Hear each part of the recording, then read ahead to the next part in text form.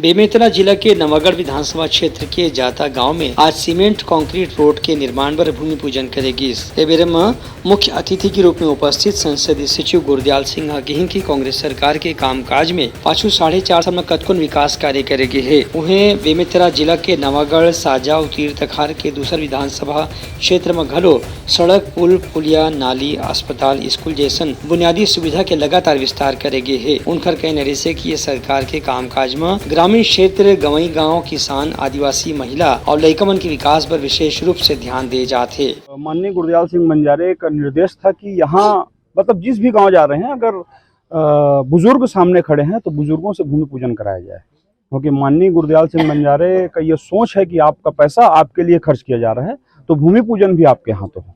तो हम लोग प्रयास करते हैं कि महिलाओं से भूमि पूजन कराएं और बुजुर्गों से भूमि पूजन कराएं। तो यहाँ हमने किसान बुजुर्गों से भूमि पूजन कराया और हम बहुत अपने आप को गौरवान्वित महसूस कर रहे हैं कि बहुत मन से किसानों ने भूमि पूजन किया अपने सीसी रोड का। ब्यूरो रिपोर्ट उत्तलंघा न्यूज।